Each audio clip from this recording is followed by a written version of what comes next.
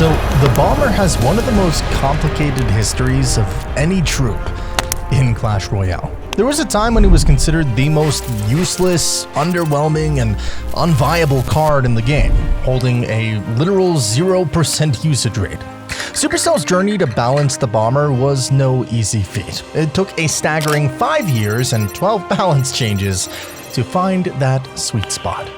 As his final state was settled, the Bomber slowly started to dominate the meta, transforming from useless to unstoppable, going from a 0% usage rate in 2016 to a pretty impressive 62% in 2024.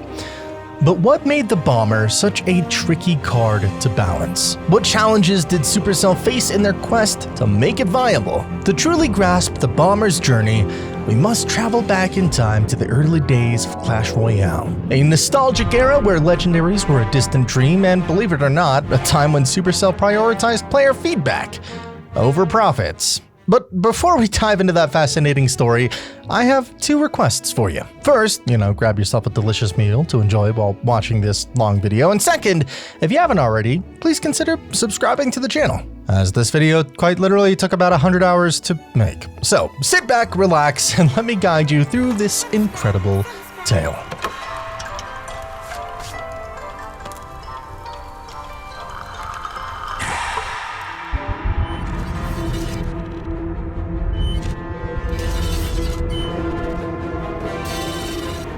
The Bomber has been with us since the release of Clash Royale on January 4th, 2016. His name, derived from the Greek word bombos, meaning bombing or buzzing, perfectly captures his explosive nature. So as a ranged counterpart to the wall breaker in Clash of Clans, the Bomber's creation stems from a clever realization. A loading screen hint in the game alludes to this, stating, quote, "One day wall breakers realized they could do a lot more damage if they threw the bomb, rather than sat beside it." Imagine that. Interestingly, the Bomber's name varies depending on the language settings of the game.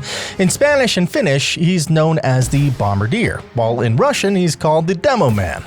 Before his initial release, this was his card render, but it was quickly changed just as the game was released. At this time, the Bomber cost 3 elixir, his attack speed was 12% slower, but his attack range was 25% bigger.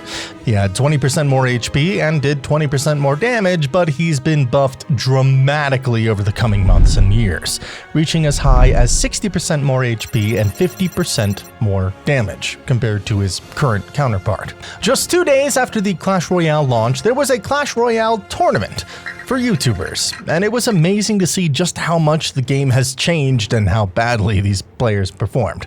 Really though, who could blame them? The game had been out for quite literally 2 days. Us YouTubers are gathered here today to do a tournament. The tournament's going to be divided into 3 phases: the quarterfinals, semifinals, and finals. Yeah, good game. Yep. There's Pathing down the right lane. That's a good one. Oh, crazy fireball. Oh, almost got the Bomber. Nice ball, Pat. Bomber, yeah. Bomber just late enough to survive it. Oh, yep. Good exchange. Okay. Pretty even. Yeah, solo Bomber's got it. Bomber's not getting anywhere. Ooh, that Musketeer's protected by the barbs.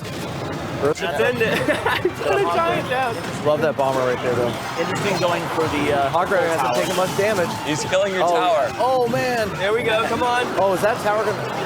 Oh, those barbs are strong. That's a lot of damage on that push. Barbs are so They're like a strong. Those bowling towers are ball. almost even now. That tower's gonna go down there. Push That it. tower's gonna go down. They're trading Wow. Wow. that tower. Yeah, they are. Oh, there it is. Oh, there it is. Fireball. Yeah, Wow. could stop Nope. it. Yeah. Like the other side. Yep, zap it. Oh! Left side of No! That's it. Oh, man. The left. Doesn't have it up. Zap it up. Where is it? Doesn't have anything up. It won't come up. The card won't come up. Here it is. Get it. By the end of January, the Bomber reached a 1% usage rate among the best players at the time. The reason was the extremely high usage rate of the Wizard and the Minion Horde, which posed a significant threat to the Bomber.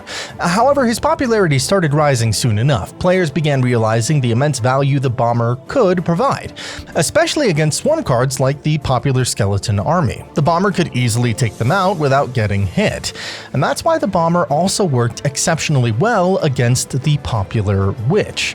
as it could effectively eliminate the skeletons summoned by the witch while dealing significant damage to her.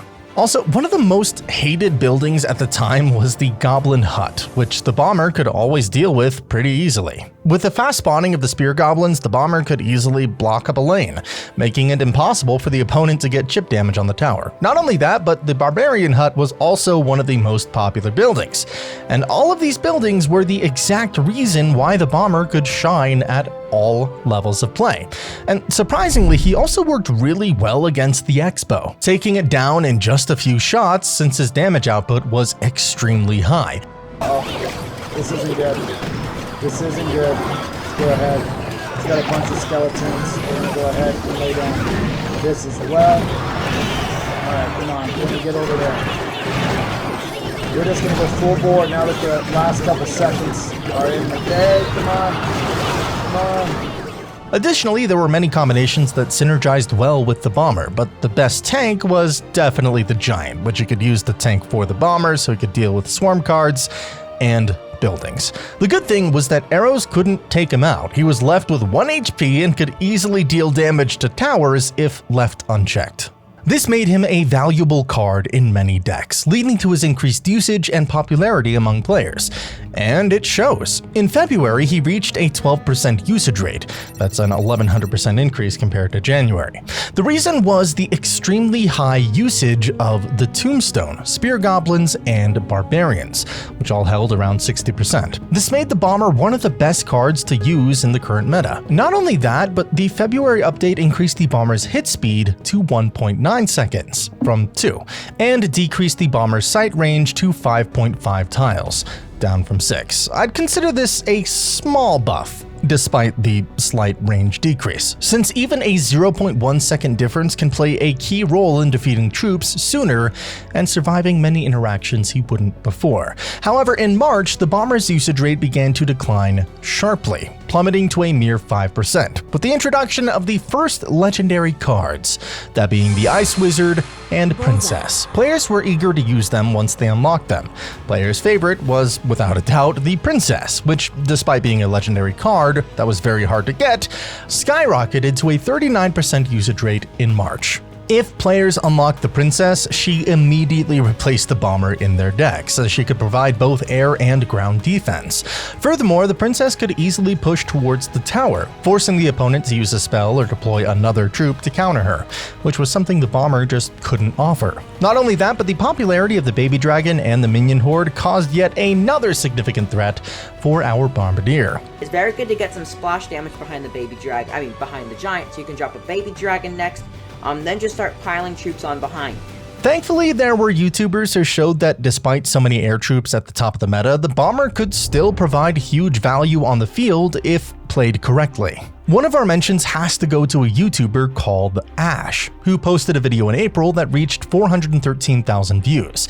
He went over several decks to help low-ladder players dominate the arena, and showcased just how powerful the bomber could be. The first deck, featuring the Valkyrie, Prince, and Bomber, proved to be extremely effective, even though there was no win condition in the deck. The combination of these three cards created a pretty strong defensive core that allowed for counter-pushing opportunities. Ash's detailed explanations and gameplay tips demonstrated the versatility and impact of the bomber in Clash Royale strategy. The second deck he recommended was the same, but instead of the Prince, he used the Giant Skeleton. This variation added another layer of defense with the Giant Skeleton's bomb, providing even more value on defense and counter-push potential. Barbarians use the bomber, splash damage to take out the barbarians. So as you guys can see, fireball, bomber, excellent counter for the barbarian, and as you guys can see, we didn't really even do much to that cannon, it just died on its own. And our giant skeleton has made it to his tower, and that's the end for his tower. With the bomber serving as a great counter against swarms and the musketeer as a great building sniper, this deck quickly rose to popularity, and players loved it, as we can see from many comments under this video.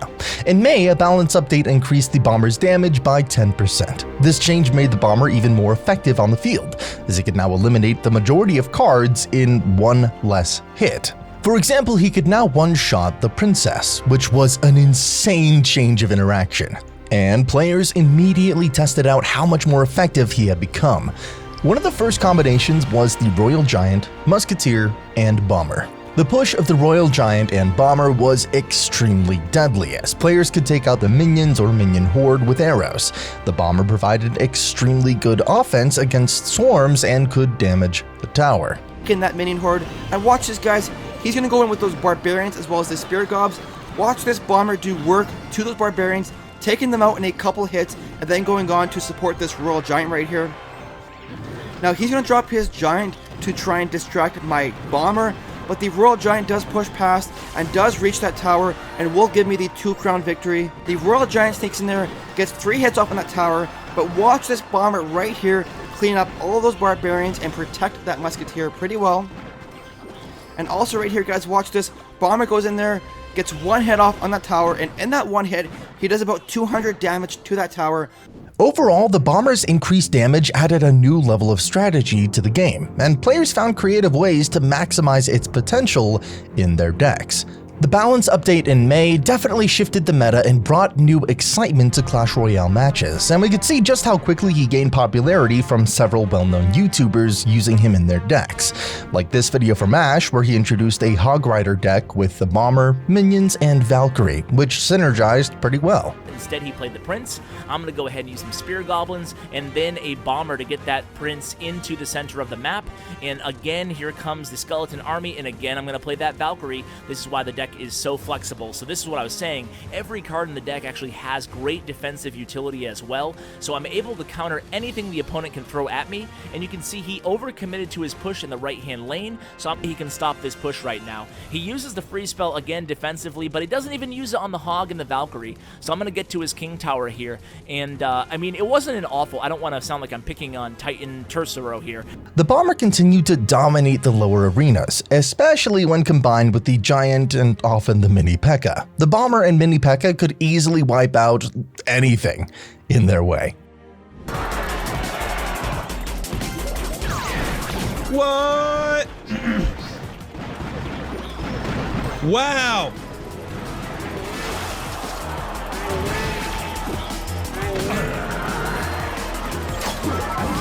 Can y'all believe that? Bomber just owned 3 Muskies.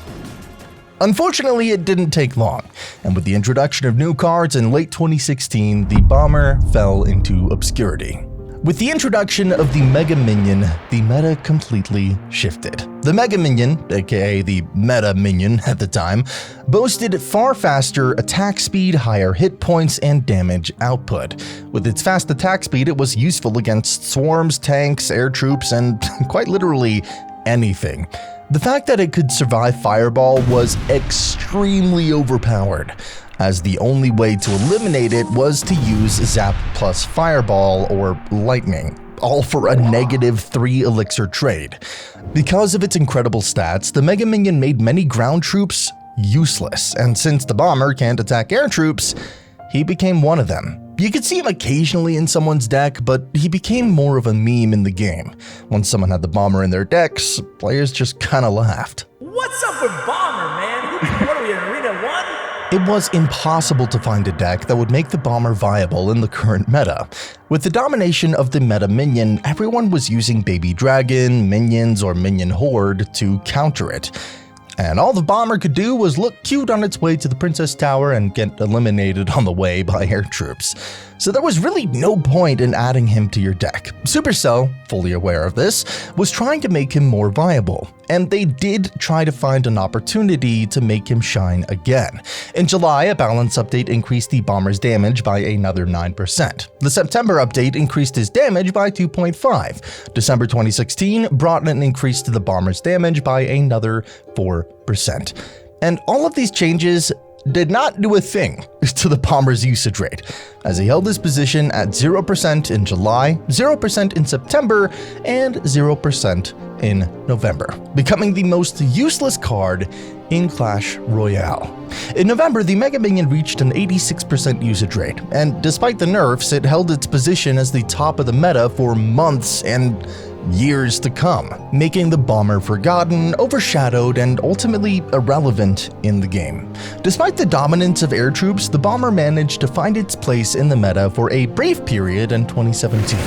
Goes to show that even in challenging times, there's always a glimmer of hope and potential for a comeback.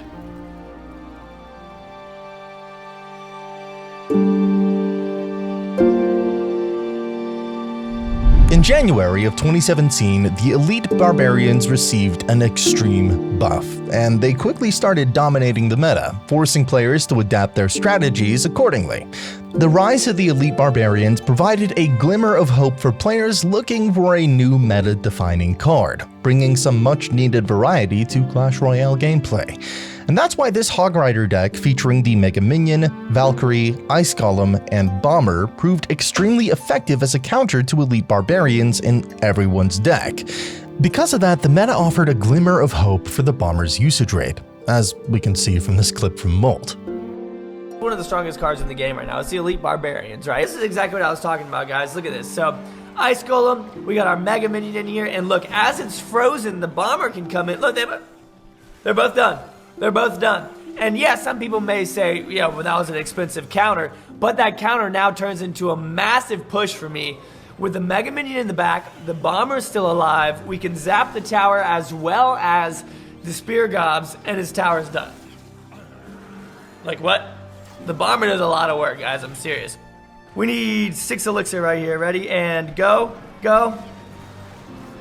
Bomber coming in as well. Valkyrie not doing anything for us anymore. There we go. Woo! Look at that counter. Come on, baby. That's what I'm talking about. Uh-oh. I need my Ice Golem real bad. But look at the Bomber doing work. Did you guys see that Bomber, though? That was an expensive push for him. Even with the Mega Minion in everyone's deck, the Bomber proved to be a very good counter to elite barbarians, and in January his usage rate was around 2 to 5% across all levels of play. However, this excitement was short-lived, as the elite barbarians were nerfed and the dominance of the Mega Minion continued to overshadow the other cards in the game. As we can see from this card popularity snapshot from February 2017, elite barbarians were gone from the top of the meta, and the Mega Minion, together with the minions, are the most used troops in the game, once again making it very difficult for the Bomber to find any usage. Even though he was considered dead among top players, it was a completely different story at lower levels of play. As we can see from this screenshot I took from Ash's video, there was this log bait variant with the Bomber, very popular among average players, as the deck reached a 66% win rate. However, there is one huge problem with the Bomber at the moment. If we take a look at this interaction between the Bomber and the Knight, the Bomber actually provides huge value in damage, taking half of the Knight's HP in just 2 shots. But the way he dies in just 2 shots by the Knight, that's really underwhelming. The problem is not damage output, but the Bomber needs a huge buff to make him more viable. Anyway, so in this video by Ash, I noticed a pretty insane glitch with the Executioner and the Bomber, which I found pretty interesting to share and would love to have someone explain it to me in the comments, because I had never seen this interaction before. And that's saying something because you guys know how much research I do for these videos. So let's watch it carefully and see if you notice it too. Have you ever seen that before? The Executioner throws his axe and the Bomber is out of range, but suddenly dies. That has got to be a glitch of some kind. Was the Executioner's axe bugged? If you have any idea, just let me know in the comments. Also, while we're talking about the Executioner, I went over the 2017 Clash Royale World Finals to find gameplay including the Bomber, but unfortunately not a single top player used him. However, during my research, I found this epic clip of the Executioner, which I just had to share with you. I think he's done a pretty decent job here, though. As the Executioner crosses the bridge, we'll see what Pucci has to counter him. Adaptation is the name of the game. We've spent the first minute 20 learning what kind of decks they got. Pucci's going to play a Giant and back it up with some support troops. Oh! Baron's got the Hog Rider. My goodness! Huge Executioner swing destroys a minion horde, and the Hog Rider is left alone on the right side tower. My god, that's satisfying. Let's watch it a few more times.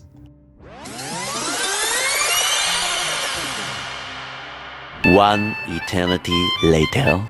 Alright, that's enough.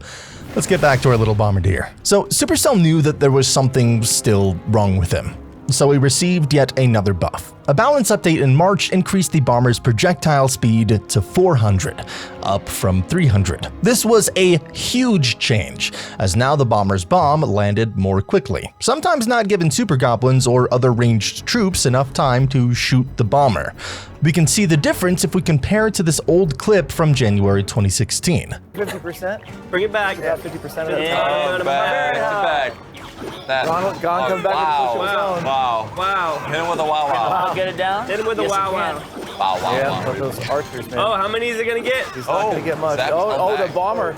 Bomber. We get the giant going up. Right.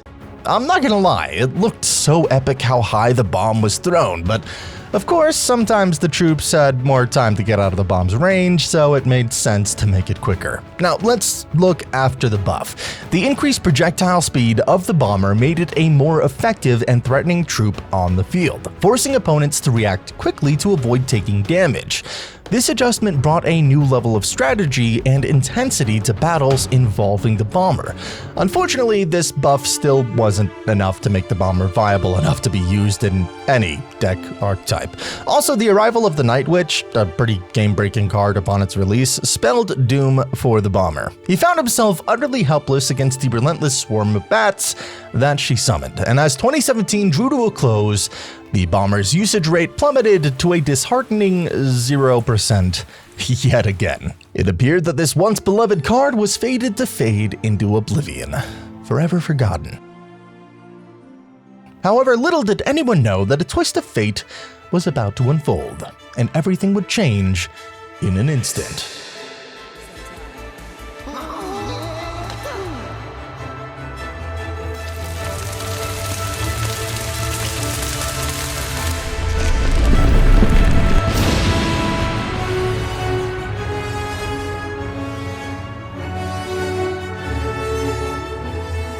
In 2018, players discovered new strategies and synergies that took the meta by storm. 1 year prior, the Executioner combined with the Tornado was considered the most deadly combination to shut down any push. But with the several huge nerfs to the Executioner, this combo started disappearing from the arenas. Well, up until now. In early 2018, players discovered the huge potential the Bomber had in the current meta when combined with the Tornado.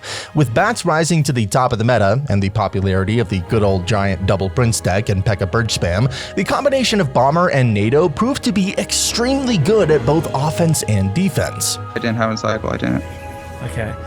I'm curious as to against this deck and against really any deck, like when with this deck is your first ideal graveyard push? And look at the Bomber. Bomber OP! Yeah, exactly. Dude, he shut it down. You're right, the NATO Bomber. It worked pretty well there. Let me play a clip from Ash's video. He invited one of the best players at the time, Vulcan, to show why the Bomber and NATO are actually one of the best defensive combinations in the game. Today, we are going to be talking about this deck, which is crazy, and you know, I think the first thing that pops out at me is probably the first thing that pops out at everybody watching this video right now. It's not the Graveyard, it's not the Tornado, it's the Bomber. What's up with Bomber, man? What are we in Arena 1?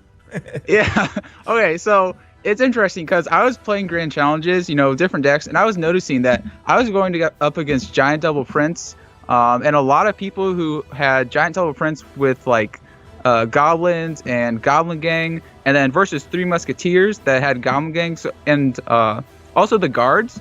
So Bomber is really good in combination with Tornado because Bomber has a ton of DPS. If your opponent can't kill that Bomber and you do it like a Tornado combo with a Bomber, maybe like a Log and an Ice Spirit, you can pretty much shut down any ground push. So you actually strike there pretty well, and your guys are close in Elixir. He might have a little bit of an advantage here, but you get a great value NATO there, taking out all the bats. And your Bomber's just chilling. Yeah, that's another thing you'll notice. You can get a lot of Tornado value in this matchup. Anytime they drop bats, I try to save Tornado until like my opponent drops bats usually. So because of that, I couldn't afford to use it on offense in conjunction with the Graveyard. Okay.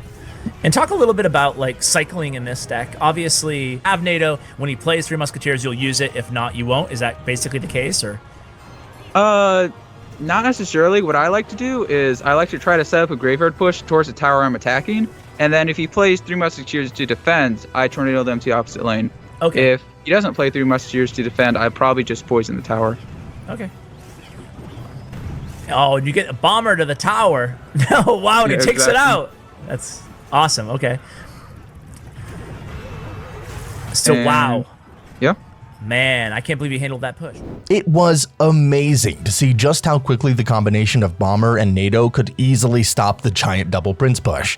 But even more surprising was just how good this deck was against P.E.K.K.A. bridge spam in general. Vulcan's strategic placement and timing of the Bomber and NATO showcased the deck's full potential, leaving even experienced players impressed. The synergy between these two cards not only shut down powerful pushes, but also allowed for quick counterattacks, making it a formidable choice in the current meta. Because of these elite players finishing in the top 10 with the Bomber, many average players started noticing just how powerful he can be if played correctly, and many new deck archetypes were created.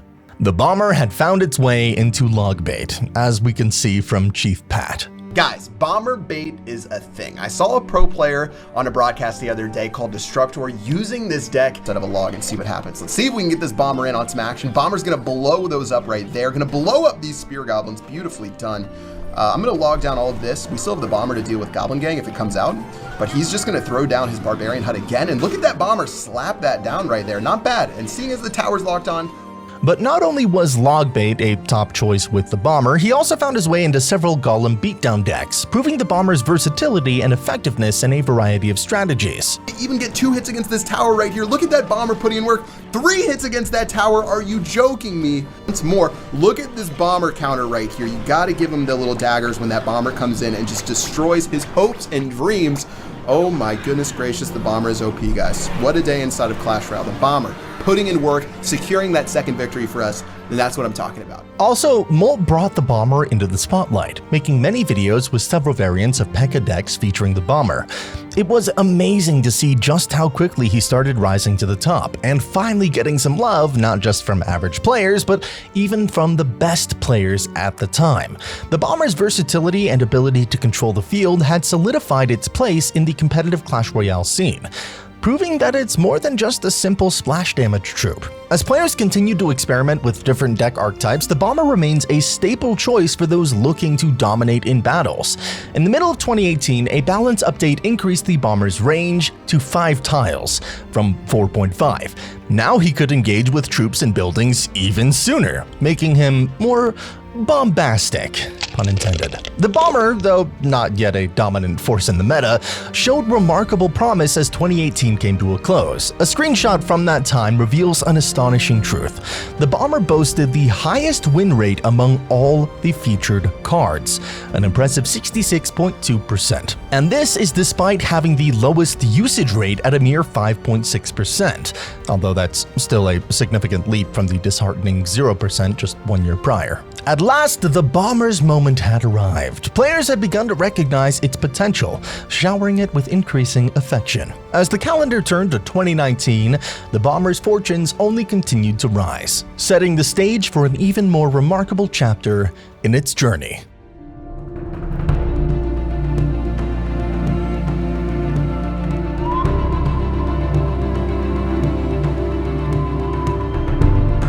2019 brought with it one of the most significant balance changes the Bomber had ever received. In May, a balance update increased the Bomber's hit points by 28%. This was a huge change that altered almost every single interaction with the Bomber. Let's watch a clip from OJ, where he perfectly explained just how big a buff this was. Bomber is getting a huge health boost of 28%. He will be able to tank an extra shot from a lot of units. Let's mention some significant interactions where he'll survive 3 shots now. He's gonna survive 3 shots now from a Knight, Musketeer, Miner, Electro Wizard, Bomb Tower, Electro Dragon, and the Tesla. One somewhat interesting change is that the Magic Archer will now take 5 shots to kill the Bomber. This actually buys the Bomber time to 2-shot the Magic Archer now. Despite being outranged, this Bomber now wins this interaction one-on-one. The Bomber will survive 4 total shots from a cannon now. I would love to see a Bomber behind a Giant or even a Golem in competitive play for the first time in Clash Royale history. Hog. Oh, he did. Okay, cool. Still wall back. Going for a Skeleton Barrel again. Do we bomber twice and then heal again? Is that the play? I think that might be the wave, guys. As weird as it is, I think it might actually be the play. Heal the bombers and then try to get some value that way. Look at the bombers, guys. That's insane. That's how you beat 2.6, apparently. You're going for the heal with the bombers. That's the only way.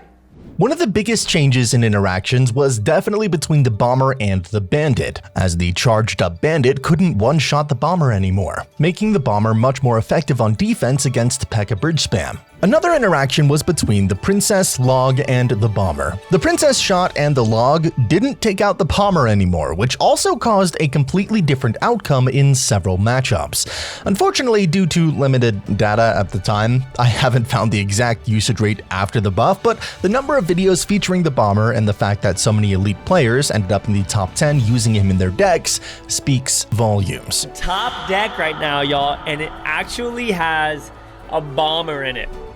I'm confident in saying that his usage rate must have been around 10 to 15%. He definitely didn't break the game, but he was back, and he was stronger than ever. One of the players who asserted dominance with bomber decks was Surtag, showcasing just how powerful he could now be in the right hands. This is the Miner Cycle deck, featuring the bomber and wall breakers. This deck emphasizes quick cycling and chip damage, with the bomber providing valuable splash damage support. It was amazing to see just how powerful this deck was against the popular P.E.K.K.A. bridge spam. Tag proved that even with the rise of new meta decks, classic strategies could still prevail in the right hands. Let's go for Miner and bats, and maybe if he zaps, then the bats will give us some value.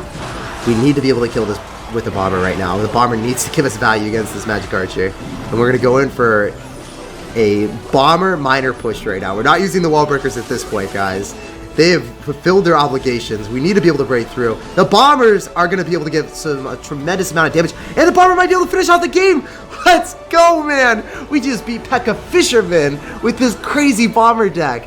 Not only that, but even against popular Expo decks, this deck actually worked surprisingly well. The Ice Golem proved to be a great distraction to the Expo, while Tag used the bomber to take it down, and then push with Miner, bats, and wall breakers. Also, this giant Miner deck with the bomber caught my eye. If you look closely, we can see the good old NATO bomber combo in this deck once again. We go for an Ice Spirit and use our bomber to just destroy those barbarians. Wow, Bomber is so good on defense against bridge spam. People just don't know it. Then I definitely want to end up going for Bomber. And I don't think he's back to Zap just yet. He's going to end up going for an Electro. We could kite that to the opposite lane, but I'm thinking that I want to end up using the Royal Ghost and the Electro Wizard and push them together so then the Bomber is able to hit everything. Because it wouldn't individually target the Royal Ghost, but since the Royal Ghost is right next to other units, it does end up dying. We actually are going to win against a P.E.K.K.A. player just because Bomber is so busted on defense. It was bad for him. He's going to have to drop like a Goblin Gang or something, or he's going to use his Princess. Dude, the Bomber is still doing damage to the Prince. Oh my gosh. And then it goes off of the Giant back onto the Bomber. The Bomber is the true MVP of this game, guys. Have our Giant tank, and then we're going to go in for a Miner. And we can go Tornado everything in front. And then Log, because he's going to go drop Goblin Gang, and we want to make sure it's as far away from our Miner as possible. And then the Log should be able to come through. Miner is going to be able to finish off the game. If not, the Bomber is going to splash him. You guys are just about to see how Bomber, Giant, Miner is the new meta. This deck is so strong. Overall, Tag's skillful execution of this deck showcased its versatility and effectiveness in countering various popular meta decks. Now, it was amazing to see just how perfectly the combination of Tornado and Bomber worked in Golem Beatdown. Ash invited one of the best players of the time who actually reached top 34 with the Golem Beatdown featuring our little Bomber. You got top 40, 34th in the world, 7,759 trophies using Bomber. What? So tell me how the hell you came up with this deck, man. I mean, why Bomber there? Is it at first I thought it was kind of like a troll when I saw you tweet it out, or I don't know. I don't know what I thought, but I'm like, dude, there has to be something better in this deck than Bomber. So look at that Bomber, guys. Half health Bomber clinches it. GG's. So you did so well with it last season, so I guess you're a fan, right? Yeah. This Bomber action over here. Nice job. So I'm watching we're watching the Inferno Dragon and Inferno Tower, you should put Zeph, but if you have a lot of like Giant and Lava, you should put Dark Prince. Okay. Okay. And then how? I have to, even though he fireballs, I have to kill them as soon as possible. Look, perfect. Now, even though I don't even need the bomber alive. What? This deck proved to be so powerful that many players opted for it to dominate the arenas, and Surtag was no exception, as he consistently demonstrated its potential in high-level gameplay. The synergy between NATO and Bomber truly shined, solidifying its place as a top-tier deck choice for competitive Clash Royale matches. Baby Dragon and the Tornado. If your opponent has a tank deck, there's no way they're ever gonna get through you. And you have a very fast cycle with Skeletons, so your opponent can never outcycle you with their fast cycling Balloon, Expo decks, or Hog Rider decks. The Hunter on offense because he wants to be able to break through. I think that the Fisherman might get a couple hits, but as long as we're having a Golem push unchecked on the right-hand side, I think we win the game, brother. So the Golem should explode onto the tower, and that's all we care about, killing the bats, devouring the tower, and allowing the Bomber and Baby Dragon to run rampant on him. So GG, well played, and peace out, Girl Scout. The Baby Dragon is belching away 1 HP, but not for long, brother. Rage, really important. I need to be able to break through this Goblin Gang, and I need to get back to another Lumberjack on top of the tower. This needs to happen. Bomber plus Mega Minion might be able to do it, guys. Supporting cards are making magic happen. That's what I'm talking about, boys. The Mega Minion is running rampant. That is so good for me. I think we go in for the Bomber now. Plus Tornado. So then we kill the Bats, kill the Magic Archer, and get some value on offense now. But this is going to be a tough one. I need to play this really, really well. The Bomber will be able to give us some chip damage because the Bomber is not getting targeted. Oh my gosh, the Bomber is not just going to give us some value. It's going to town on the tower. It was incredible to witness the surging popularity of the Bomber among the game's top players. This sentiment was perfectly captured by a comment under Surtag's video, which read, "This is by far the most diverse meta I have seen in the 3+ years that I've been playing the game. I never thought I'd see the day where Bomber was meta." Also, one very interesting deck that caught my eye was the combination of the Executioner, Bomber, and NATO, with the Royal Giant as the tank. This combination proved to be a strong counter to popular P.E.K.K.A decks, Golem Beatdown, and even Graveyard. It's pretty clear that the Bomber has secured its place in the meta, proving its worth and capturing the attention of players everywhere. As we look ahead in the coming years, the Bomber's journey promises to be filled with even more exciting developments and thrilling moments. The real fun is just beginning, and you won't want to miss a single second of it.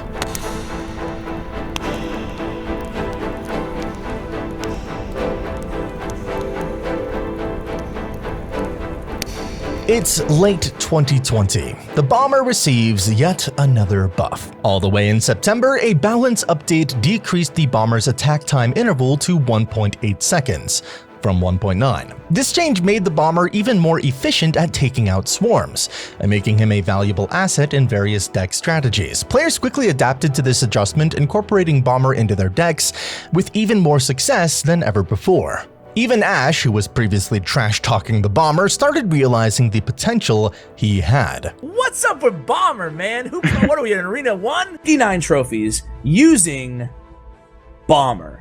What? Many months later. In his deck, so that's why we kind of load it in there with the Bomber in first. And there are the Barbarians. So we saw those Barbarians coming a mile away, and we're able to, thanks to the little guy, the little fella, the Bomber, finishing off that right tower. Bomber puts out some serious damage, man. I don't care what you say. Bomber isn't trash. Now, I'd love to discuss one underrated player at the top of the Clash Royale scene, El Psyop. See, El Psyop is a very talented Clash Royale player, even defeating Muhammad Light 1 year from now at the Clash Royale World Finals. The exact opposite example of what we just saw. This is why El Psyop is known as one of the best in the game, maybe the best ever. Which is why I would love to show you his incredible match from the 2020 World Finals, where he uses the Bomber as a great defensive and offensive card against Vitor. Vitor with a very big lead, and of course does have the Fireball to put some work on that left-hand side if it gets down low, and here you go, El Psyop changing lanes. Yeah, El Psyop playing, I've definitely seen this deck before. It made a little resurgence in the Grand Challenge charts maybe a couple weeks ago. But this Bomber Skarmy deck with this Lava Hound Balloon can be really, really frustrating to deal with on the back end. Once these two big guys come across the bridge, you get a late Skarmy plus Bomber, and you can be out of responses. And the Barb Hut does not pull the balloon, and Vitor knows he messed up huge. He is beside himself because he just threw this game away. Now that fireball coming in, you get this Lava Hound in the pocket with the bomber behind Rich. He can surround that with Skarmy. There's the Skarmy. This is crazy town how quickly this game swung. And this has been a problem for Vitor. This is not the first time he's had a game locked up, and then just one mistake is an inexcusable throw. And this is a big one. And I wonder if he does lose this game, which it feels like he's in a lot of danger of doing, if that affects whether he comes back out again later in the match. Yeah, I mean, that is a heartbreaking mistake that he just made there. And honestly, an inexcusable one. I mean, this is World Finals. This is the moment where you need this guy to come through, and that is just not the way to do it. Oh boy, he was trying to work there on the Inferno Dragon. Skarmy surrounds, keeps the Inferno up. Doesn't matter, Lava Hound on the tower. And you know, you say a championship comes from some hard work, comes from some skill. Sometimes you need a gift, and Vitor just gave that one to him. Man, I mean, it's so crazy to watch that even these two top players made so many mistakes. Not only Vitor, but ARCTO too had moments where he definitely could have done better. That's why I want you to watch it, so you can see how big of a difference there will be 1 year from now. Because ARCTO will show us that he is not only a pro player, but also capable of easily defeating the world champion, Mohamed Light. Now, by the end of 2020, there was one really popular deck in which the Bomber played a key role. The combination of Bomber, Golem, and of course the Tornado, as we can see from this clip from a very popular YouTuber, Boss. Because King Tower is distracted, we have a lot of support cards down, and let's get rid of that baby dragon. Oh, the Bomber coming in clutch. It already got a lot of value on defense versus the Golem, and then it 3-crowns him. Boss was dominating with this deck at the top of the ladder, and for good reason. The combination of the Baby Dragon, Bomber, Mega Minion, and Tornado synergized really well. He could easily stop pushes with these cards and then put Golem at the bridge or pocket and easily overwhelm his opponents. Also, one worthy mention goes to Surtag, as he was also asserting dominance with the Golem Bomber variant, this time without Tornado, but honestly, it didn't matter at all. With the combination of the Prince and Bomber, this deck proved to do extremely well against the recently added Elixir Golem, which spread across all arenas like wildfire. Players combined Elixir Golem with the Night Witch, Electro Dragon, and Battle Healer, and all these cards were destroyed by this Golem deck, thanks to Lightning and Bomber especially. Down, you're a fire and we're gonna extinguish you, sir. So, oh, okay, you're really just gonna give us everything we ever wanted in life. I can lightning on top of all of your stuff, get so much elixir, and then go for arrows to keep our prince alive, so then you still have to spend elixir to finish it. Unfortunately, as the Elixir Golem meta fell off thanks to several nerfs to the Elixir Golem, Night Witch, and even the Battle Healer, the Bomber stopped being as useful overall. One of the reasons was the big rise of Royal Giant decks with the Fisherman and Hunter, since the Bomber could provide little to no value in these types of matches. Players had to adapt and find new strategies to counter the popular Royal Giant decks, leading to a shift in the meta away from the Bomber. Also, the popularity of Balloon decks was on the rise. The combination of Balloon and Lumberjack was already a deadly combo, and with the broken Heal Spirit at this time, it was almost always a devastating match. Players had to prioritize defending against these powerful Balloon pushes, which often left little room for a defensive card like the Bomber in their decks. And as a result, the Bomber fell out of favor in the meta as most players focused on countering the new threats effectively. The Bomber's once promising future seemed dim as 2020 drew to a close. Despite its previous successes, the card's usage rate plummeted to a disheartening 1%. With the introduction of new cards and the relentless evolution of the meta, it appeared that the Bomber might never regain its former glory. But just when all hope seemed lost, the tides of fate turned once more. As 2021 dawned, the Bomber's story took a pretty unexpected twist. A new chapter was about to unfold, one that would redefine the Bomber's place in the arena and leave players in wonder of its resurgence. The Bomber, written off by many as a relic of the past, was about to prove that it had more fight left in it than anyone could have imagined. The coming months would bear witness to a comeback tale for the ages as the Bomber rose from its ashes of obscurity to reclaim its rightful place among the game's most powerful cards.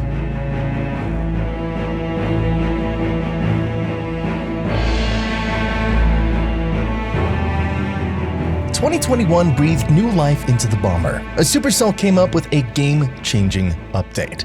In March, a new balance update decreased the Bomber's cost to 2 Elixir, decreased his hit points by 31%, and decreased his damage by 32%. This was a huge change that allowed the Bomber to become a more versatile and cost-effective card in various deck archetypes. More importantly, players had to learn every new interaction that this change brought.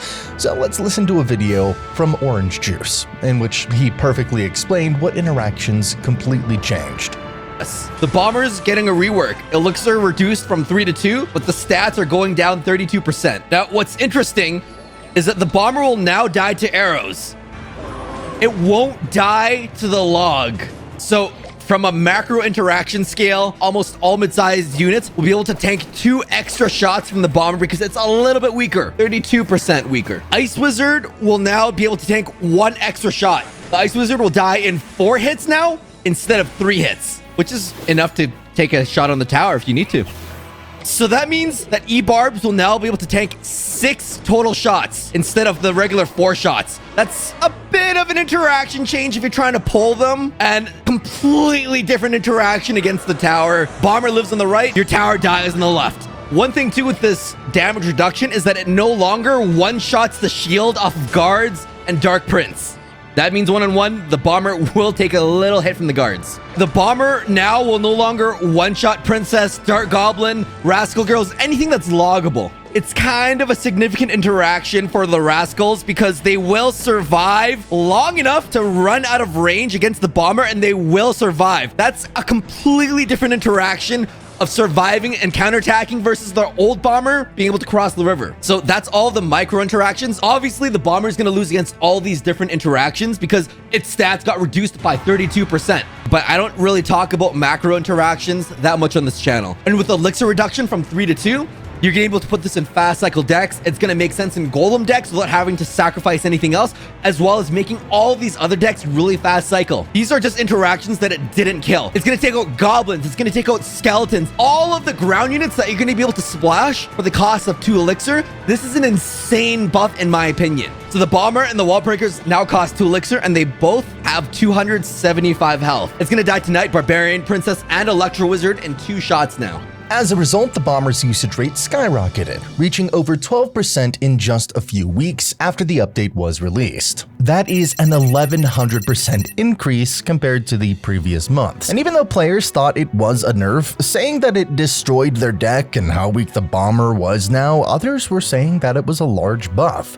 This rework definitely had its pros and cons, but I agree that this was more of a buff than a nerf. The 1 Elixir change is known to make cards much worse if the Elixir cost is added, and much better if reduced. So even though the bomb of the Bomber wasn't as strong as before, and he could now die to arrows, this change made him a great card for cycle decks, still providing bombastic value on defense or baiting out arrows for a +1 Elixir trade.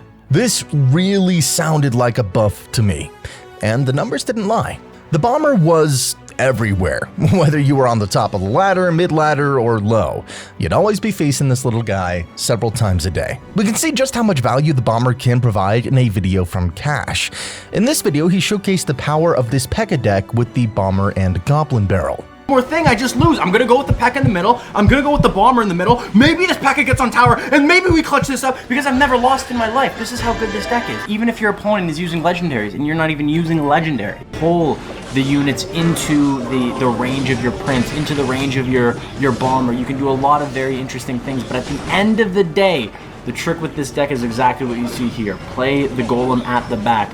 play the Prince supporting it, play the Bomber to support it, play the Baby Dragon, the Witch, and the Golden Knights will pop. You will just have too many units. Anything that your opponents play, if your opponent plays a single unit, the Prince takes it out. If your opponent plays a swarm unit, multiple units, your Bomber takes it out. And this is pretty much exactly what happened. Goblin Barrel comes down, Bomber got it on lockdown. And this is pretty much what you're going to do with this deck every single time.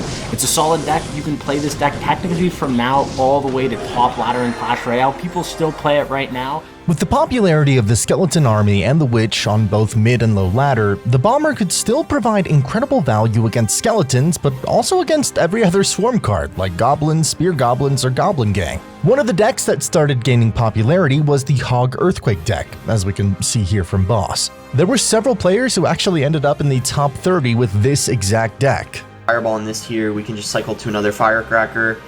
This is what's kind of insane about this deck is the cycle. Like, I mean, just cycling Bombers and Firecrackers is actually obnoxious for your opponent to deal with. He's not able to hit both of them. We'll go E-Barbs here to try to protect here, Skeletons to try to keep our Firecracker alive, and we do successfully do that, so we're looking pretty good here.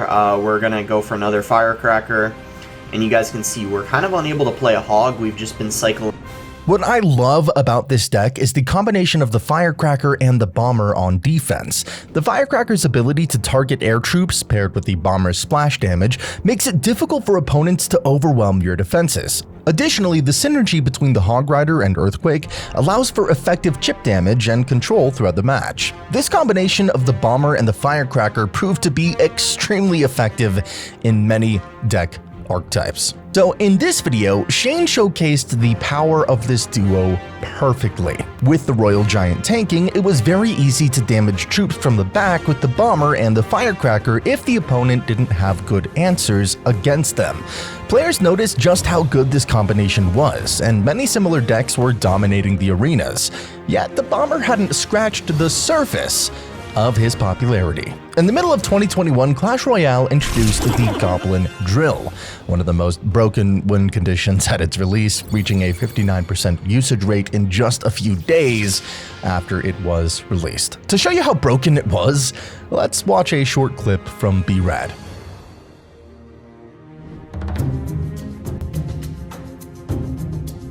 Yeah, it's a good card. You better not have Scar Me. Arrows? Wait a second. Wait a second, that's a lot of...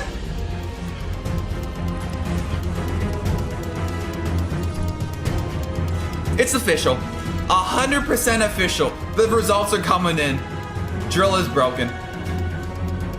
Drill is broken. Oh no, I should have stumbled the Bomber. Come on, baby. Come on, baby. A little bit of damage. A little bit of damage. 700. All we need is 700. I should have raged. If I raged, I don't want to lose my tower. Just don't lose the tower now, and we're set. Because he has to go on the left side again. 700. All I need is... Okay. Oh.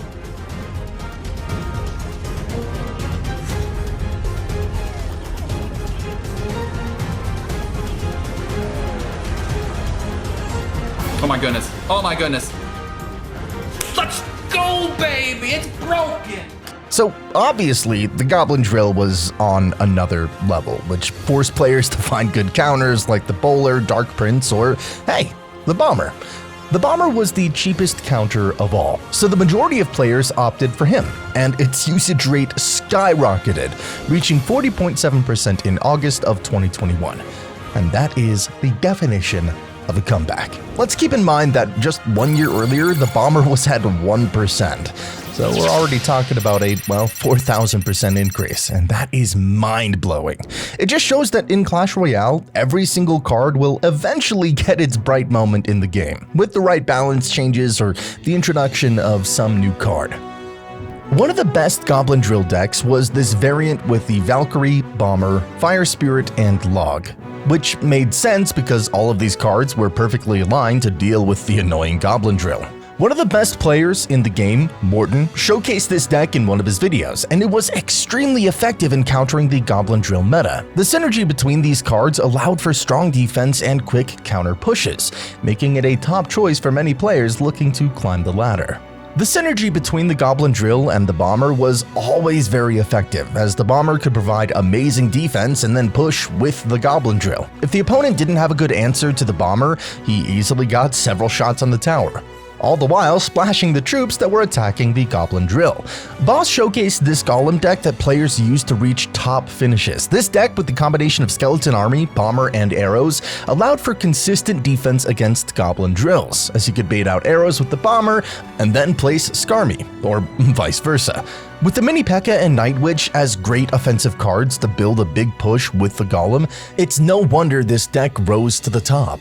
Thankfully, Supercell realized after a few months that the Goblin Drill was a bit overpowered and its stats were reduced, allowing other cards to shine once again. Unfortunately, Supercell came up with a new set of balance changes and our Bomber got hit.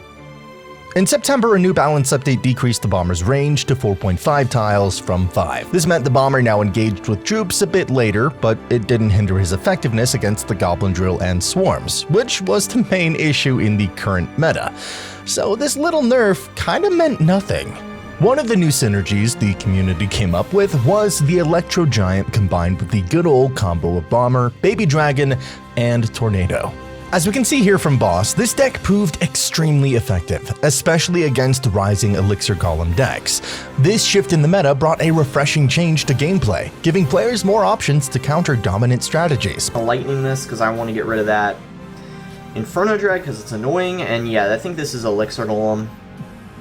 Yup, that is what it indeed is. It is, well. So... very, very toxic deck, as you guys know. Bomber should be coming in clutch, though, on these Golemites. Yes, it is. He's going to go arrows, but here's the thing, guys. This is why Bomber's really good. Log doesn't kill it. Arrows do, but arrows, of course, is a negative trade, so it's not really that bad.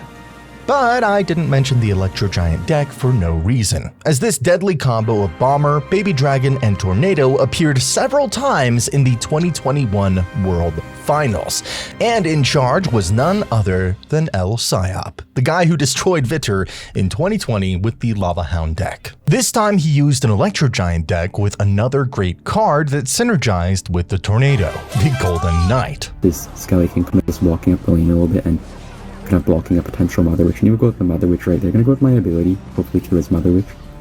What the frick? How did that dash onto his tower? I have no idea how that just happened. Okay, let's watch a match between El Psyop with the Electro Giant deck and Higher with the Goblin Drill. He's in a way better spot than I expected him to be at this point in the game. Now that we're getting later on in the game, you're going to start seeing a lot of quick cycling, and just trying to get a little bit of chip here and there. Lightning does open up a nice path. Might have to cycle back to a drill on defense. The Baby Dragon. It comes out. Wow, Baby Dragon on tower and being tanked for by the Electro Giant. I cannot believe it. It seems like the Baby Dragon took that whole tower. That's the same tower that got hit by the Baby Dragon. But this match was nothing compared to his outplay of Muhammad Light. This one is honestly one of my favorites. Kind of deck, El Psyop on the bottom, Gob Cage plus the Baby Dragon. There we go. We are going to see the Royal Hogs, so it's likely going to be the Recruit's Fireball variation, which is something that I really like. And that is a beautiful King Tower activation. Takes very little damage on that left Princess Tower, 2946 to 2830. And it was also a really nice orchestrated push there from Mo Light. Lightning comes in very aggressive. So you have to think that it could be E-Giant, or... Feels like it. Yeah, that's the one that I'm leaning towards. I just don't know what other deck he could possibly be running. Margrel going in on top of that Mother Witch, keeps that Bomber alive. That was high cage. That was almost a terrible interaction right there. The Mega Knight jumping onto the Golden Knight actually pushes it back and out of range of the Mother Witch. Instead, luckily, able to take it out in time and keep the Bomber alive, so that way it was able to take out the Royal Hogs. El Psyop has been on top of it with his NATOs so far, and he has 8 Elixir in the tank to deal with this MK. Another high Golden Knight. No, goes Goblin Cage instead. Maybe not back around and cycle. Yeah, the great thing is in this matchup, even though El Psyop does have Lightning, the fact that he has Baby Dragon, NATO, Bomber, Gob Cage, he has so many different opportunities to stop these Royal Hogs. And we see it right here. He is going in with the E-Giant. Mega Knight does struggle in these kind of matchups usually, But because he has the Zappies, it will be interesting to see how this game evolves. You can see here Elsiot going for an opportunity to min-max. He takes a ton of damage on that right-hand side to build up a monster push. Going in with the MK instead of the recruits, it will make it very, very difficult, and actually uses his boost a little bit too early. Could have caught all of the Zappies instead. All of them remain healthy. It's okay. 2677 lowest tower for Light, 1988 for Elsiop. He needs to do something. Oh! And there you go. The Goblin Cage goes off the board early. Flying Machine connects for a couple of shots there. Not exactly the interaction Elsiop wanted. Now has to take a lot of damage and underspend on the right side so he can create any offense on the left. And you know, one thing I'm finding a bit surprising is running Electro Giant against Mohamed Light, who is known to be one of the best cyclers in the game. Oh, right there.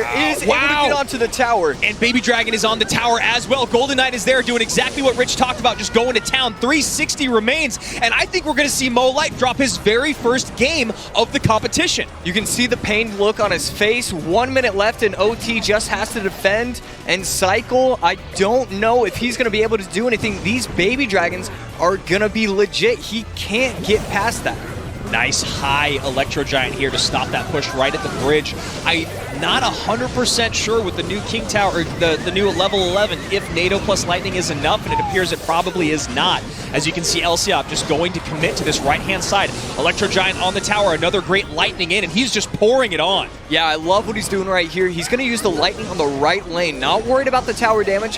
His towers are still fairly healthy. 1228 just has to defend one more time. Bomber plus Baby Dragon plus NATO should be more than enough, and he's probably going to cycle back to another one of those NATOs and Gob Cage, but he's fine.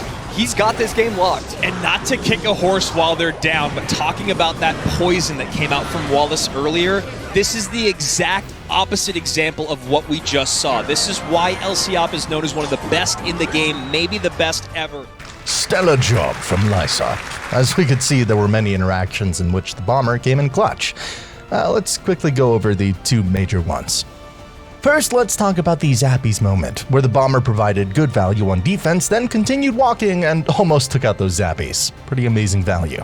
But the most important interaction was the Piggies moment, where Mohamed Light pushed with them on the right side and El Siop knew he could defend cheaply with the Bomber, giving him a +3 elixir advantage to build up a bigger push on the left tower, using the Barbarian Barrel to take out the Goblin Cage quickly and then having enough elixir to place the Golden Knight to overwhelm Mohamed Light's defenses and almost take out the whole tower. Amazing. In the following match between KK and Serg, the Bomber also proved its worth. Let's watch it together first, and then I'll provide my analysis.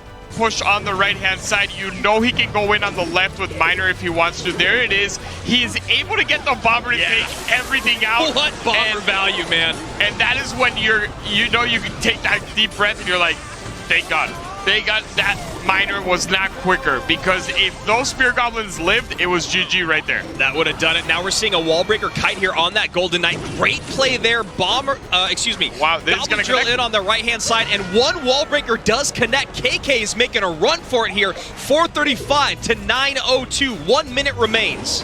And he's just starting to panic a little here, Search DS, with that poison.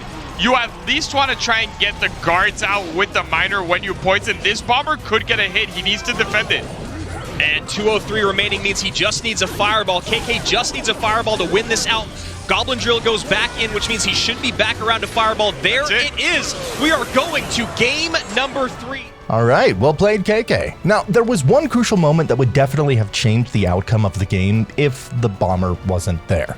In this moment, we can see how the Spear Goblins are stacking up from the Goblin Huts. Eventually, both of them got destroyed at the same time, spawning a total of 6 Spear Goblins pushing to the left tower. And the Bomber uses his extreme power to take them all out in one beautiful, and might I say satisfying shot. In the next moment, we can see KK pushing with the Goblin Drill. Surge is forced to use the Mega Knight on defense, yet the Bomber pushing on the right tower can't be left unchecked, as he would easily take out that tower.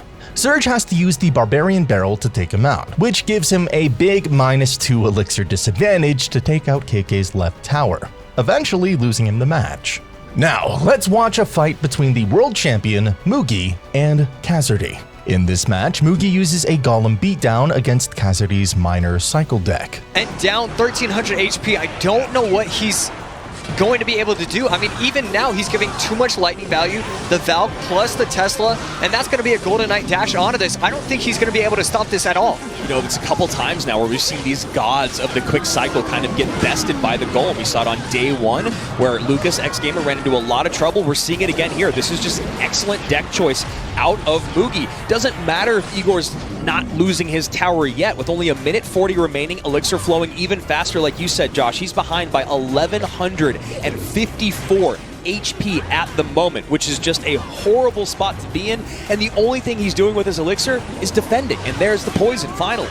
Golden Knight down the right lane, trying to predict the Tesla. He's going to allow it to go to the tower, and there we go. Doesn't place it high, and I really like that. You can play the Skellies after, and then you're not going to have to worry about that. He can't even dash, because then it's just going to go backwards, and you're not really getting that value. Just needs to get really aggressive with these Mega Minions. Val coming down the lane. Mugi's playing this beautifully. We've known that he is able to play any type of deck. We didn't expect that type of deck to be Golem.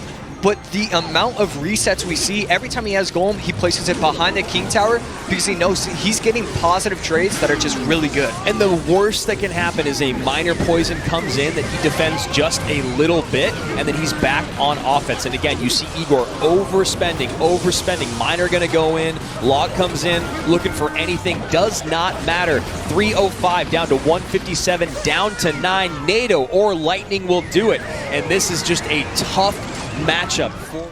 Well played, Mugi, as usual. Now, there was one moment in which the Bomber provided huge value, and it was right at the beginning, when he easily took out the Valkyrie in just a few shots. After that, he took out the Royal Recruit and eventually got 2 more shots on the Miner, almost taking him out, and that is pretty incredible value for just a 2 Elixir card. In the following match, Mugi fights against Sandbox, and this short clip was just pure madness to watch. Mugi uses a Goblin Drill deck against Sandbox with the P.E.K.K.A. bridge spam, and Mugi's quick thinking and strategic gameplay led to an intense battle between the 2 players. Unbelievable. Complete loss of the drill by Sandbox, and Mugi just shreds that tower. GG, well played. Game number 1 in the books.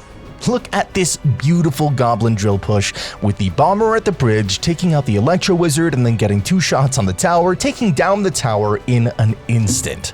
Amazing push from Mugi. He deserved that win. This following match between Pandora and Michifu is also one of my favorites. Bomber once again proved that even for just 2 Elixir, he can cause a lot of trouble. And there it is. Pandora taking that Elixir lead and just building a massive push.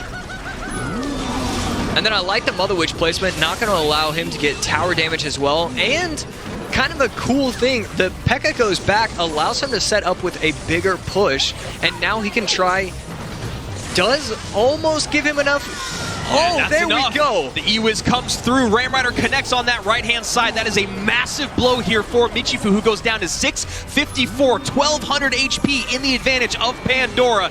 That was a devastating blow. Michi strikes back. Double wall breaker connection. Down to 671. We're basically tied up again. You love to see it, Josh. He misses the E-Wiz on top of the wall breakers, and that's going to get the tower down to 671. 17 HP separating the 2 players. Both players trying to get aggressive, not too aggressive. Ghost is going to get the tower down to 569. Wall breakers not going to connect. E-Wiz comes down, gives Fireball value 319. Just needs to cycle away, does Michifu. Drill comes in, which means Fireball is right around the corner. Just has to play it down. We do have the Fireball and cycle. It is going to come down. Ramrider will be able to stop the progress, but I don't think he's going to be able to do anything about it. Oh, you love the high drill. Good call there. Doesn't go for the coup de grace. Nice night dash. There's the Fireball. Pandora has been eliminated. Well played, Michifu. The constant pressure with the Goblin Drill and the Bomber was absolutely perfect. One of my favorite Bomber moments was definitely at this point, when Pandora pushed with the P.E.K.K.A., Electro Wizard, and the Royal Ghost. The Bomber damaged all of them, then took out the Electro Wizard, P.E.K.K.A., and eventually the Royal Ghost. Incredible defensive value. But this match was nothing compared to what happened in a match between Line and Vitter. Vitter used a Goblin Drill with the Magic Archer and Wall Breakers. On the other side, Line used an Electro Giant deck with the Archer Queen and Bomber. Alright, I'll shut up and play the match. Just watch carefully. Lightning here. That Electro Giant is going to be trouble. Drill. Overspend, but got to keep that power alive. Okay, a little bit of AQ love in there on the right side. Yeah, now you see way behind on Elixir is Vitor, and that's that overspend you were talking about, but turns into some damage the opposite lane, and now gonna have to contend with this Electro Giant, but some nice Magic Archer line up there, and oh, it stays on the board. Yeah, that's a tough NATO there from Line. Pulls that Magic Archer, lines up once again. Valkyrie's still tanking, 1638. Fireball comes in, Goblin's gonna be untouched. Great Fire Spirit there, but now we gotta worry about this Electro Giant. And I really don't love that Vitor doubled down there for the exact reason, which is worrying about that Electro Giant, because now watch this, the Brawler's gonna go straight to Princess Tower and force out more troops, and this is now putting Vitor on the back foot. And that's a nice Dark Prince to come in with the AQ. She can go invisible. She locks on, Fireball comes in, Dark Prince connects, and Vitor's run in CRL 2021 is over. Pretty amazing push by Line at the end, but what exactly happened that he was able to absolutely overwhelm Vitter? Well, at this moment, we can see Line pushing on the right side with the Electro Giant, while Vitter pushed with the Goblin Drill. So Line places the Bomber, forcing out a Fireball from Vitter. But that was a huge mistake, as now he didn't have enough Elixir to counter the E-Giant. Slowly but surely, Line took over the arena and easily destroyed his left tower. And all of that just because of that little 2 Elixir Bomber. Hey, I hope you enjoyed this analysis, because I spent literally, hours going over 15 hours of footage to find some of the best pro matches for you. So you know what? You can show me some love by just subscribing to the channel. Thank you. Oh, and hey, we have a Discord. You know, it's pretty fun over there, and you could challenge me to a match if you dare. All right, now we're getting dangerously close to 2022. And let me tell you, what you've heard so far is nothing. Our little Bomber is just lighting his fuse.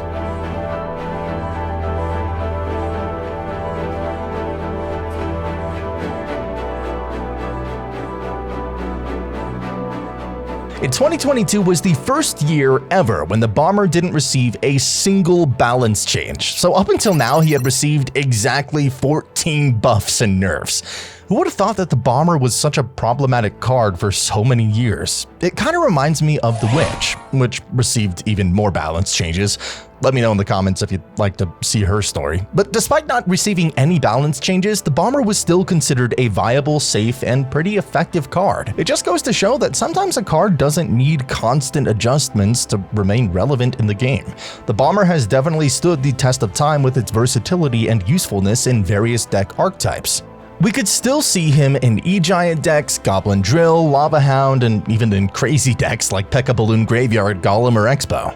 Speaking of Expo decks, I'd love to mention a YouTuber called Aragon. He is known for his incredible gameplay with Expo decks. At the beginning of 2022, when the popularity of E-Golem and E-Barbs was still pretty high, the Bomber found its place in Aragon's deck, proving to be a much better counter than Archers in the current meta. He's just kind of pulling cards out of his ass now, but if he actually didn't take a lot of damage on the left side tower and single and like not lose the whole tower, he could have used that as like a suppress factor to take the whole tower, but yeah, too late now. 15 seconds left, so he's not going to be able to get anything on the tower. I'm going to pull this back, also going to go for like an Ice Golem to pull this even further back. He's not going to have enough time to take my tower anyways. I'm getting infinite elixir right now because there's 8 elixir blobs on the field, so I'm going to Bomber. I got 3 bombers on the field. I can try to get back to a 4th one, but not going to bully him like that. Just going to rocket over here to finish off the game. Like 12 seconds left, but he's not going to be able to come back from this. However, it didn't take long for this deck to vanish from the meta. Why? Well, take a look at this screenshot from the June meta. You see a pattern here? Yeah, it's one of the most annoying metas of all time. E-Giant and Mirror.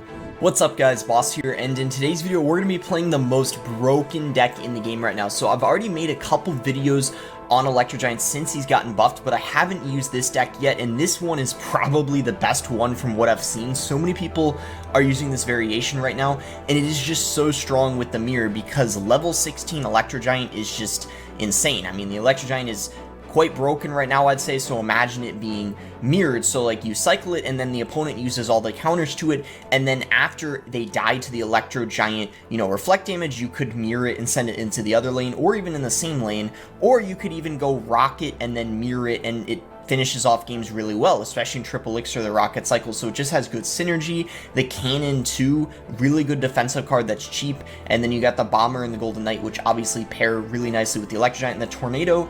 First, Mirror got buffed. In April, a New Balance update increased all mirrored cards levels by 1.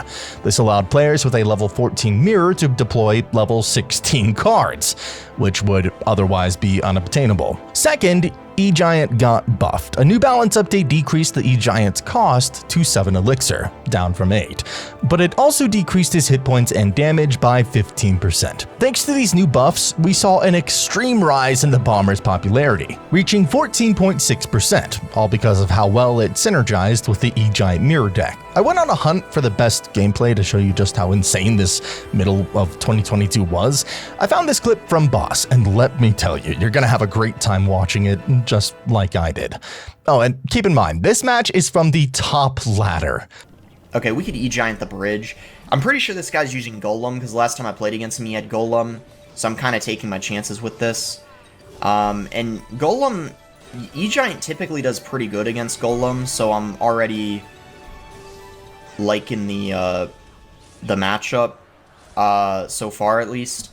We can just go E-Giant mirrored because he can't really defend it. Like, honestly, he can't defend. Like, I don't know what he can do. I don't think he can stop this. Yeah, it's helpful to memorize what your opponent has. It certainly helps.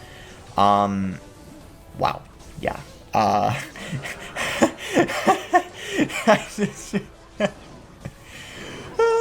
This deck is broken. In certain matchups especially. This, what the heck, bro? What the heck?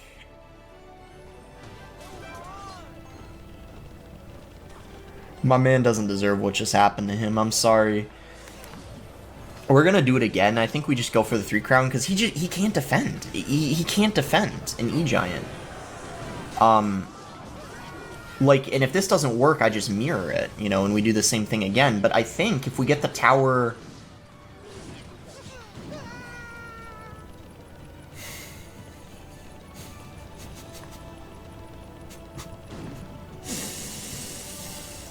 Oh, man. This deck is so toxic. Oh, my God. I feel bad for what I'm about to do.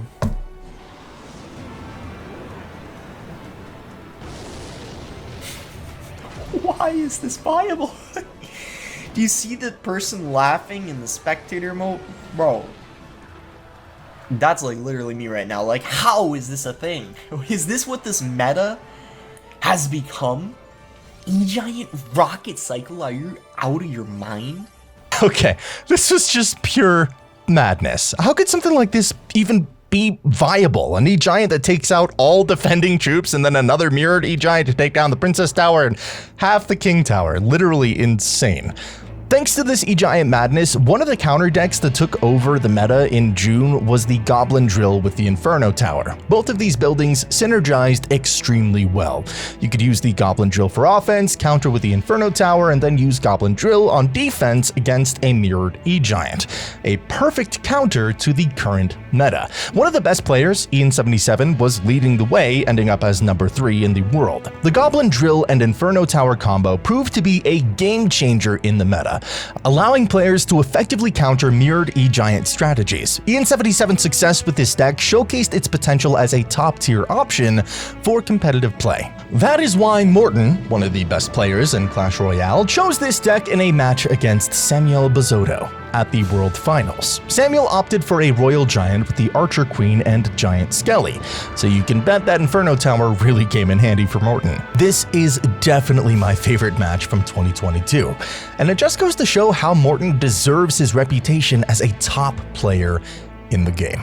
An optimal play. Now there's a very large push coming in, and Samuel has enough elixir for that lightning for the Inferno. Lightning on the Inferno does get half of its burn. Guards will finish off the Royal Giant with the Valkyrie. Now Ghost in reply to the Royal Giant. Minute 15 left, and right now it is Samuel Basoto with the lead, courtesy of mostly that Lightning cycle on the right-hand side, 1579. Drill plus Bomber once again here. Can he defend this properly? Very nice Giant Skelly placement here, but the Goblin is going to get one connection. Little Bomber splash, and that puts us right back in it, 1579 to 1549 as we enter Triple Elixir. Drill coming down the left. Sam does pick that up quite nicely with a double drop. Fire Spirit on the right is picked up by the E-Spirit. It's going to help defend these wall breakers as well. There's going to be a huge counter push. Sam has some beautiful defense right here. Archer Queen healthy on the right-hand side. Drill goes. Fisherman trapped on the wrong side of the drill. Guards up high. Fire Spirit that's taken out by the Archer Queen. She does not get shots because of the very, very high Lightning. Lightning played outside of tower range. Drill to push back the Royal Giant, but one shot gets in. 22 seconds left, separated by almost 300 HP. Morton just used his win condition on defense. He's going all out on this right-hand side while he tries to cycle back to that drill. Queen plus everything is defending quite nicely. Sam needs to defend this perfectly. And the Goblin gets on the tower. The log misses. It's not going to do it. Morton with the fireball. Morton wins game number one. It's enough. Morton wins game number one. Wow. Well played by Morton.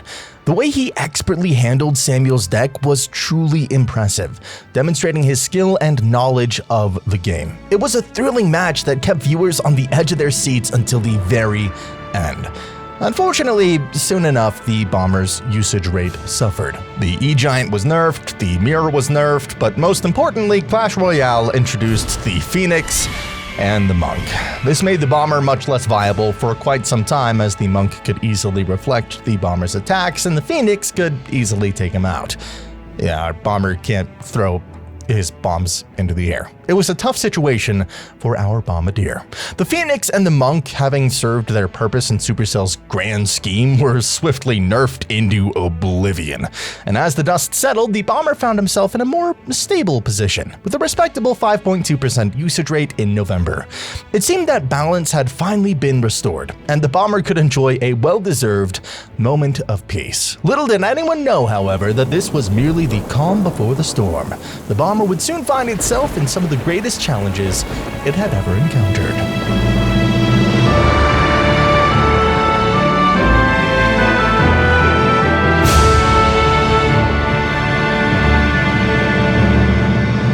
"2023 brought a series of updates to the game that no one ever expected.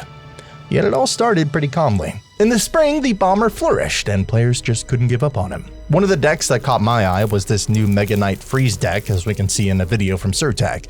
This deck got to top 84 on the ladder, played by Amir Sam. The combination of Prince, Bomber, Bats, and Freeze provided a great offensive and defensive strategy that took many players by surprise. The meta was constantly shifting, but the Bomber remained a staple in many decks throughout the first half of the year. You're going to be able to defend that, right? Oh my gosh. Hog Rider here, and then we go for Bats off to the side. Maybe the Prince will be able to connect to the Tesla, so then the Hog Rider can get damage. Yeah, I think the Prince does connect. So we can go for Freeze and then a Zap, and he's gonna have to Fireball. He's going for the log! He didn't know the archers would die! See, this is the strategy that you do.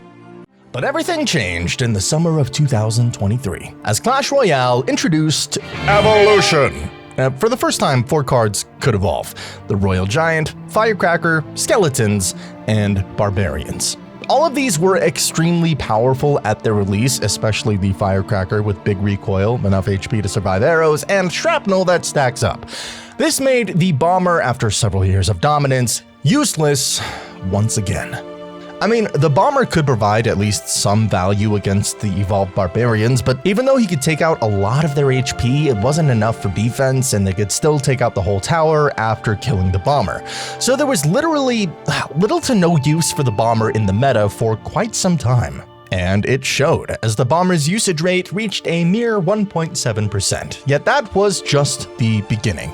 Surprisingly, there was another glimmer of hope once Clash Royale introduced the Evo Knight. In September of 2023, the Evo Knight found its way into Lava Loon decks, as the evolved Knight could provide amazing value on offense as he was unstoppable when walking. Invader, one of the best Lava players, showcased the powerful combination of the Lava Hound, Evo Knight, and Bomber. Invader's success with this new deck quickly caught on, leading to a resurgence in Bomber usage as players realized its potential in this new meta. And they provide arrow bait along with the Lava Pups and the Bomber. Overall, very powerful deck, and I highly recommend checking it out. This shift in strategy revitalized the Bomber's presence in Clash Royale tournaments and ladder matches alike. Maybe Barry here can get a shot on the tower. That would be insane. Barry! Oh, dude. He just didn't do enough damage. That is so unlucky. Also, the Bomber found its way back into E-Giant decks, as we can see with this deck featuring the Evolved Knight, Bomber, Balloon, and Phoenix. The Evolved Knight was really the most broken Evo of all for quite some time, so it's no wonder everyone was using it, and Surtag was no exception, as he was able to climb the ranks with this powerful combination. One of the reasons for the Bomber climbing back to the top for a short period was the amazing value he could provide for the Evolved Knight. The Evo Knight was unstoppable. Well, until the opponent used Skarmy or Goblin Gang, and you had no Zap or Log on hand, but if the Bomber was behind the Knight, he could easily take them out, clearing the way for the Evo Knight to continue the push on the tower. One of the next decks was the combination of Evo Mortar with the E-Giant and Bomber in October of 2023, but that was about it. The Evolved Knight was soon hit with the Nerf Hammer, and the decline of the Bomber's usage rate was back. With the introduction of the Evolved Archers, things got even worse. The Bomber had no chance to get to them, making him rather useless. So this continued for days, weeks, and then months. And the introduction of the Little Prince caused even more issues, making the Bomber's usage rate suffer further. Because of that, our little guy fell as low as 0.6% usage, a number that hadn't been seen for years. But if there's one thing the history of the Bomber has taught us, it's that he always finds his way back to the top of the meta. And this time was no different, as the Bomber skyrocketed in 2024, reaching heights so high that no other 2 Elixir card had ever reached before. Hold on to your hats because the bombshell storm is about to begin.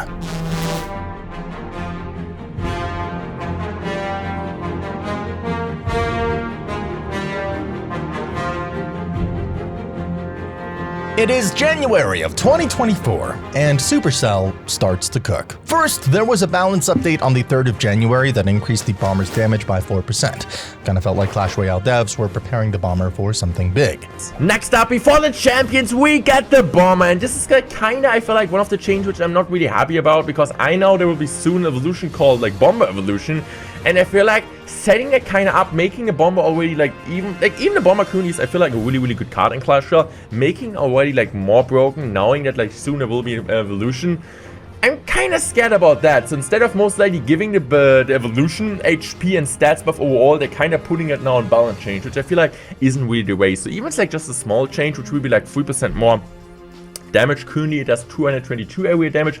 After update it will be 230. You don't really think it's too much, but like what they're saying is a small increase to Bomber damage, but with this they can destroy barbarians in 3 hits rather than 4, and these are interactions which are like really massive, especially because Bomber is always a cheap answer on defense, just to splash troops away, generate positive elixir traits, really good against Hoggies, really good against barbarians, really good against Swarm, and I feel like in a ton of different decks, Lava decks, Electro Giant decks, Golem decks, maybe in Goblin generations, the Bomber will be played again.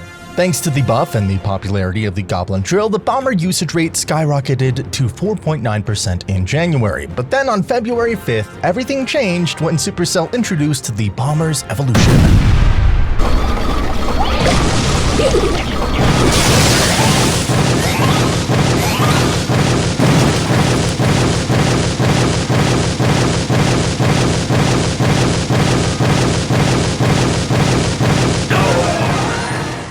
The Bomber gained a bouncy bomb ability. The bomb bounced twice, dealing full damage each time, with a total range of 11.5 tiles.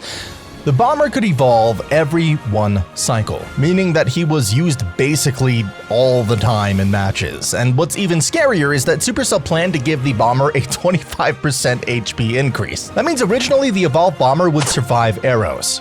arrows. A 3 elixir spell would not counter a 2 elixir bomber. Insane. Thankfully, that 25% HP buff was deleted before release, so he could die to arrows. But the fact that he could evolve every 1 cycle was so annoying. It was like dealing with a magic archer for 2 elixir. Even Muhammad Light himself wrote on Twitter in February that the evolved bomber is the best evolution in the game, and he was right. In February, he reached a 52.4% usage, and this continued in April when he reached an impressive 62.6% usage. It's pointless to talk about certain decks because he was literally everywhere and paired well with anything. Royal Hogs, Goblin Drill, Mega Knight, Hog Rider, you name it. That's why, once again, I went on the hunt to find the most insane, funny, and irritating gameplay featuring the evolved bomber. So, here we go.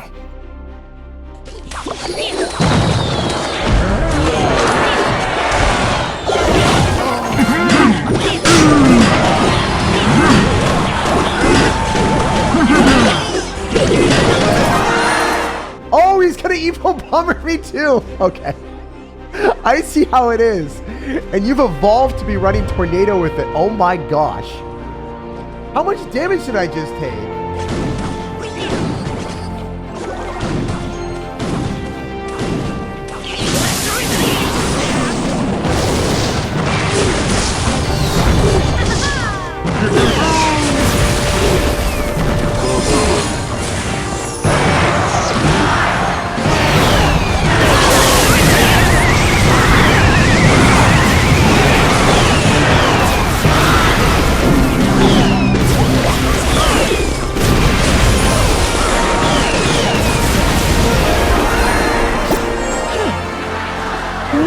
Bomber because I can try to get the bomber on the tower. Nice. Wait, that's 4 shots. Wait, maybe 5. 5 shots and the tower's down. Bro, this card is so broken.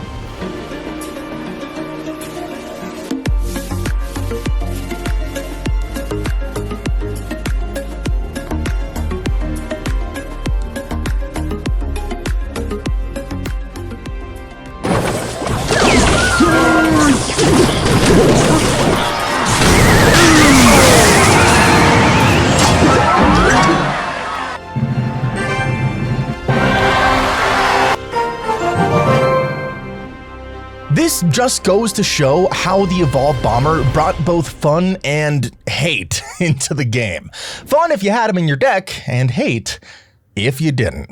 Even the Dagger Duchess didn't slow down the popularity of the evolved bomber, as you could get insane value from your side of the arena, just like the Magic Archer. Thankfully, Supercell realized the power the evolved bomber had, and he received a huge nerf, now evolving every 2 cycles. This change made the game more balanced and fair for all players, as the evolved bomber was no longer as often in the arena. Players had to adapt their strategies and decks accordingly, leading to a more diverse and challenging gameplay experience. Now, I always enjoy watching top player gameplays while having breakfast, and I stumbled upon an incredible match between Muhammad Light and Osama. This match gave me literal goosebumps, as it perfectly showcases the power of the Evo Bomber and especially the phenomenal skill of Muhammad Light. This one is definitely my favorite match of 2024. There are so many things happening on the screen that it wouldn't even make sense to provide commentary, because I would get lost immediately. So, let's watch this masterpiece together.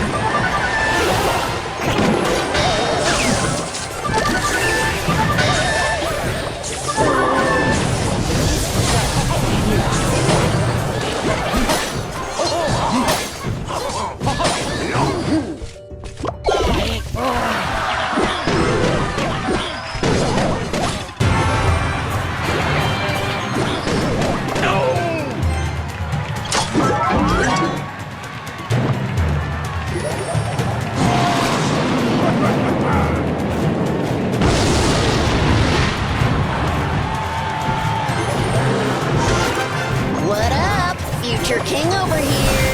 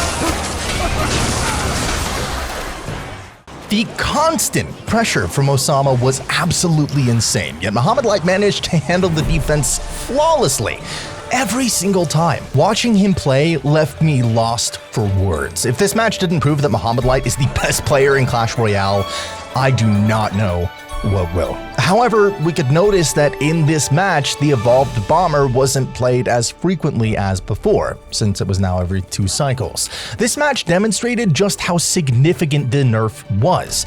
We can say with certainty that if Osama had the evolved bomber available every cycle, Mohamed Light would have been much more likely to lose this match. That's why the bomber's usage rate suffered greatly when this nerf went live. Yet everything changed in the middle of 2024 when the evolved Goblin Drill was introduced. And let me tell you, this might be the most broken Evo ever released in Clash Royale. At this point, I really, I can't take Clash Royale seriously, and I really feel sorry for any competitive player out there. But one good thing is that thanks to the upcoming Goblin Drill meta, we're gonna see a huge rise in the bomber's usage rate just again, like we saw back in 2021, and I can't wait to see that. The bomber's journey is far from over, and with the Goblin Drill's impending release, history is about to be made once more. As we reflect on the bomber's incredible journey throughout the years, it's clear that this subtle card has left an incredible mark on the Clash Royale meta. The bomber has constantly proven its worth through buffs, nerfs, and synergies with new cards. As the meta shifts and new strategies emerge, the bomber remains a constant presence, reminding us that even the simplest cards can rise to the greatest with the right circumstances and a little bit of love from the devs. Today, with a usage rate of 11%, the bomber stands as a tall testament to its enduring legacy and the countless battles it has helped players win. If you liked this video, then I highly recommend you watching this one next, where I tell you the incredible history of the P.E.K.K.A. Trust me, you won't want to miss that video. See you there.